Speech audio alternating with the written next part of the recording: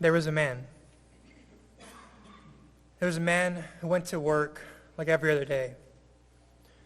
He got to the office and he typed on his computer, submitted his reports, went to lunch, came back, then he went home. But when he got home and he walked in the door, his wife didn't greet him like she had every other day. So he looked for his wife and found her at the dining room table. And her face had an expression of something's going on.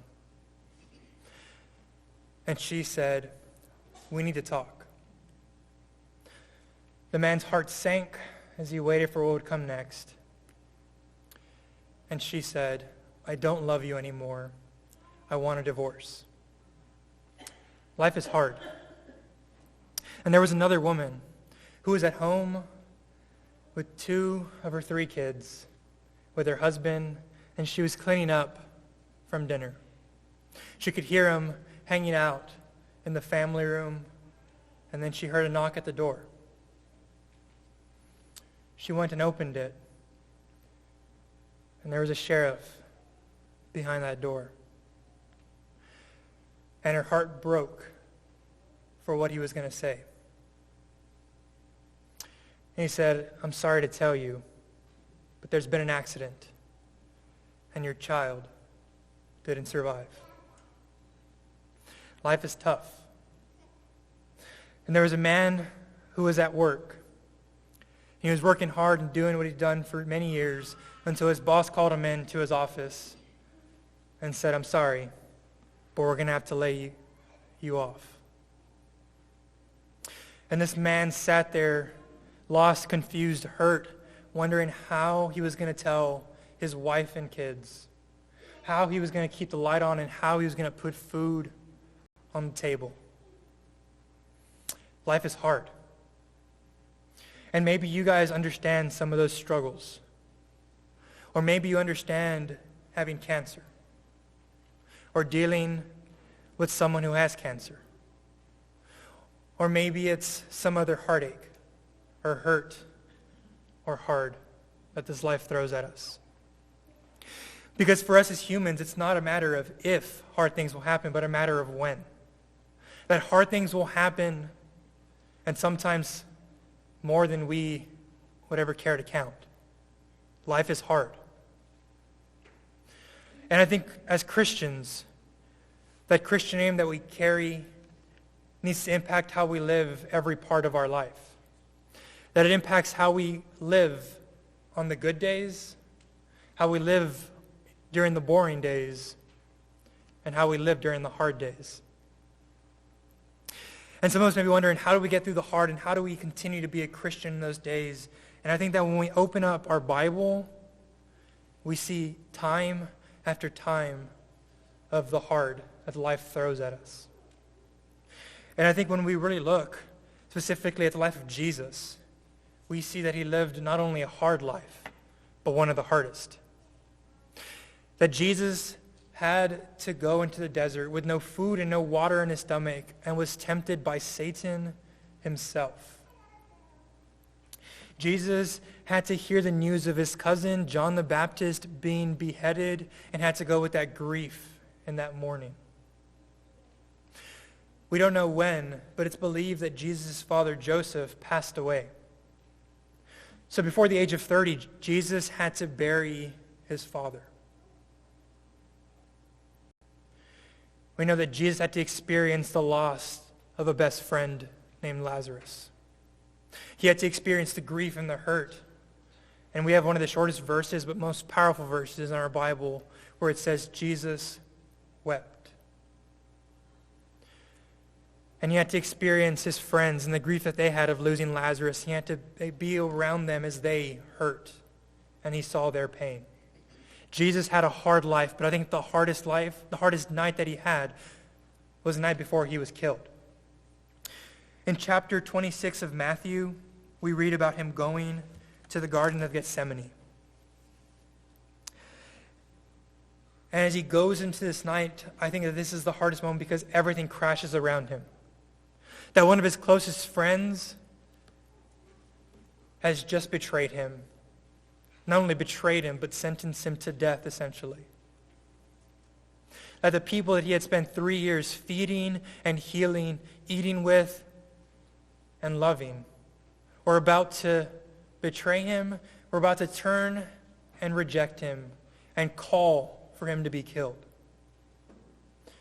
That his best and closest friends, the 12 men that he had spent every day and night with for 3 years, were about to leave him in his lowest moment. And if all of that wasn't enough, he's also faced with the realization that he is about to go and die. He is about to be spat upon, humiliated, beaten to the point that people can't tell he's a human, and ultimately hung on a cross. And all of this happens in this one night, and Jesus feels this hardness. And I think that we as Christians can learn from what Jesus does and how he goes through his heart. So turn with me, if you will, to Matthew chapter 26 and verse 36. Starting in verse 36, it says, "And then Jesus went with them to a place called Gethsemane. And he said to his disciples, 'Sit here while I go over there and pray.'" That the first thing that Jesus does when he goes through his hard is that he goes to God first. This is the first thing that he does. And I think this is so important and so impactful, and this is what our first response needs to be. Because the only one that can truly heal and hold our hearts is the one who created it. That our friends and everything else around us is great, and we'll get to those points. But God is the first one that we need to go to. But I love that when we go to God, we don't go to him as somebody who doesn't understand. But when we go to God and Jesus, we go to someone who has experienced the heart of life. We go to someone who knows what it's like to hurt, to experience pain, to be sad, to mourn. Hebrews 4 says that we have a great high priest, not someone who doesn't understand, but someone who knows our weaknesses. When we go to God, we don't go to him as some distant father, but we go to him as someone who knows our struggles and knows them greater than anyone else ever can. But when we go to God, it doesn't need to be proper and pretty and composed. It can be real and raw, and it can be the heart. When Jesus goes to God in prayer, it is described in Luke that when he prays, his sweat is described as blood because of how intense he is praying. That this prayer time that he has isn't something easy, but it is something that he is wrestling and struggling with. So when we go to God during our hard, it doesn't have to be something pretty, but we can go with the real us. And I know in my short life, I've had some hards. And when I have gone to God in prayer, it has been more yelling and arguing than talking. And there's been times where it hasn't been even talking or yelling, but it has simply been me sitting there with tears of anger and of frustration and of sadness running down my face. But that is all that I could do. And sometimes it even included me saying a few choice words that I wish I hadn't said. But that's what I had, and me and God talked. We go to God first. Because the way to get through the hard is to continue walking, and sometimes all the times we need God to walk with us. But sometimes when we can't walk through, we need God to carry us through. Or when we can't even be carried. In my life, I've had this evidence, it's just God dragging me through the hard. But God is what helps us to get through this. But Jesus doesn't stop there. Because as we continue to read in 37, Matthew continues and says, "And taking with him Peter and the 2 sons of Zebedee, he began to be sorrowful and troubled. Then he said to them, 'My soul is very sorrowful, even to death. Remain here and watch with me.'" That when Jesus went to this moment, he took with him some of his closest friends. That when we go through the hard, we need to go to wise and trusted companions. And the reason I put those qualifiers in there is because sometimes not everyone needs to be who we go to. That trusted word is somebody who we know we can go to. A couple years ago, there was an ESPN commentator named Stuart Scott. And he battled with cancer, and he received an award from ESPN for courage. And he gave his speech, and while he was talking, he said that I don't do this fight alone. He says that there are people that I can call. He says I can call my sister and I can just cry with her. I can call my parents and I can just cry with them. That he knew that you don't go through the heart alone. And Jesus knew that, and as Christians, we don't go through the heart alone. That God has given us himself, but he has also given us this body, this church, this family. That we can go to people and we can call them up and say, I just need to cry right now. Or they come and sit with us and we can just lean on them. But we go through the hard with them. But the second qualifier is wise. And that is so important because sometimes as people, we just want to fix the problem. But when we do that, sometimes we say things that are not the best. For example, we say, this was God's will. And while that may be true, it sometimes hurts more than helps. Most times it hurts more than helps. And I think Job is a good example of that Job went through some of the hardest times in life. He lost everything that you could possibly lose. And he had some friends that came and sat with him. They sat with him for 7 days. And I can just imagine those 7 days where you have lost everything. You have absolutely nothing. Job may have just sat there and cried. Or just sat there frustrated. Or just leaned on his friends. But after 7 days, his friends started to talk. And when they opened their mouths, that's when they messed up. Because the words they said were not wise, though they may have been true. They hurt. They made the heart even harder. So we find people that are wise. That can be people that have gone through the struggles that we are going through, that we can ask for advice, that can walk with us. People that know what it's like to lose someone. People that know what it's like to lose a job. People know what it's like to lose everything. We find those people and we talk to them where they can just sit with us. They can give advice. They can help walk through. But I love what Jesus does, because in Jesus, he takes with him Peter, Andrew, and John. 3 of his closest friends, but these 3 friends will never understand what Jesus is about to go through. They will never understand that Jesus is about to go to a cross and pay for all of our sins. Peter, Andrew, and John will never understand that heart. But Jesus still wanted them there.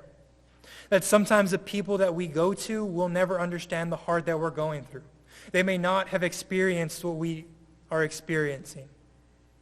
But they can still love us and be with us and pray with us and hold us.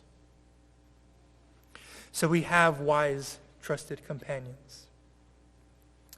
But when Jesus goes to God and goes to his companions and he grieves and he mourns, then he does something else. Go down with me, if you will, to verse 45 of Matthew 26. In verse 45, it says, Then he came to the disciples and said to them, Sleep and take your rest later on. See, the hour is at hand, and the Son of Man is betrayed into the hand of sinners. Rise, let us be going. See, my betrayer is at hand. That the next thing that Jesus does is that he goes forward with the mission. I think that when we are in the hard, there are a lot of times when we just want to give up and quit and stop. But we continue to go. That Jesus had all of this pressure on him. He had the betrayal of a friend, the loss of everyone that he held close, and he had death in the horizon. But he knew that he had to continue to do his mission, and for him it was to go to a cross and to pay for our sins. That for us, when we're going through the hard, it isn't something that we quit, but we continue to try. We continue to serve our God. We continue to love him and love the people that he has placed in our lives, that we don't stop. when life gets hard. And sometimes it may mean that we just crawl forward, but we continue to go forward. But as he goes to God, as he goes to watch his companions, and as he goes forward with the mission, there's one last criteria that I think we often forget, one last thing that helps us to get through the hard. Go down with me to verse 47, and it says, while he was still speaking, Judas came, one of the 12, one of his closest friends, and with him a great crowd with swords and clubs, and the chief priests and the elders of the people. Now the betrayer had given them a sign, saying, the one I will kiss is the man. Seize him. Then he came to Jesus and at once said, greetings, Rabbi, and he kissed him. Jesus said to him, friend, do what you came to do. Then they came and laid hands on Jesus and seized him. And behold, one of those who were with Jesus, and John tells us that this was Peter, he stretched out his hand and drew his sword and struck the ear of the servant of the high priest, and he cut it off. In Luke, we find out what Jesus does in response to this. That Jesus is in the midst of the hard, that all of the things are crashing down around him. He is dealing with death coming forward, with everyone about to leave him, with his best friend have just betrayed him. And what he does is he picks up the man's ear, and he puts it back, and he heals him. That this man who is about to lead him away in cuffs, to be beaten, to be spat upon, to be killed, Jesus responds with love.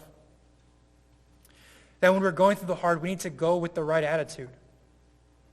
That it's very easy that when we're in the hard for us to lash out and to be mean and to hurt the people that are closest to us and the people around us. But when we are Christians, that name seeps into everything we do. It impacts the good days and the boring days and the very, very hard days. And I know sometimes, we may have emotions that seep out. But our anger should not be the attitude that we have. It should still be an attitude of love, an attitude of Jesus. I think sometimes we as people make excuses and try to justify behavior when people are hurting. But that's not what is correct. We need to strive to have this right attitude, and it may be hard. And I'll be the first to testify that it's very hard. If you catch me on a bad day, not even a hard day, just a bad day, I may be not the best person to you. But we need to have that right attitude. So we do these 4 things that Jesus does. That we have to go to God first, that we go to wise companions, that we go forward with the mission, and that we go with the right attitude.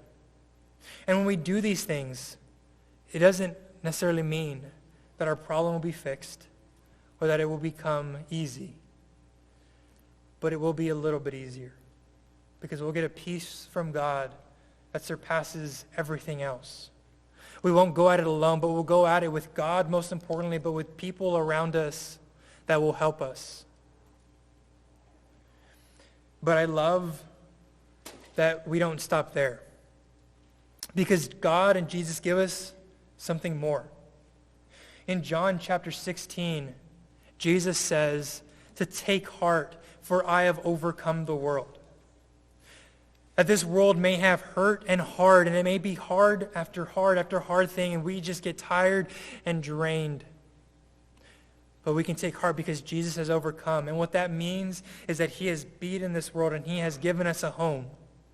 A home that Revelation describes like this. In Revelation chapter 21 and verse 4, this is how John describes it. He says that he will wipe away every tear from their eyes, and death shall be no more. Neither shall there be mourning, nor crying, nor pain any more, for the former things have passed away.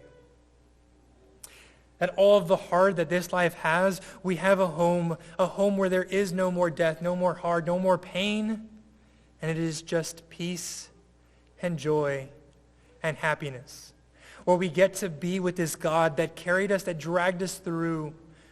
We get to be with family and friends that have walked with us. And we hear God say, "Well done," and "Welcome home." We have a hope that we can get through the hard in this life, but that when we get through this life, there is no more hard.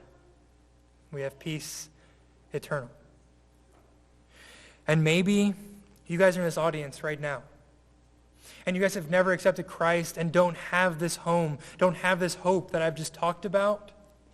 We can help you with that. We can baptize you. We can teach you about this Jesus that wants to walk with you in the hard. Or maybe you're sitting here right now in the midst of the hard, and life has been beating you up, and you have no idea which way to turn. We can help you go to God. We can go and pray with you. We can go and sit with you. We can cry with you. We can help you to do these things. Or maybe you're sitting here and you're saying, "Man, life's been pretty great. I haven't had a hard moment for a while." I'm happy for you. But the beautiful thing is that Jesus didn't do these things just in his hard moments. That what Jesus did is that he lived this out every day. So that when the hard came, this was his reaction. When we are going through life and life is good, this needs to be what we're doing so that when the hard comes, this is where we turn to first.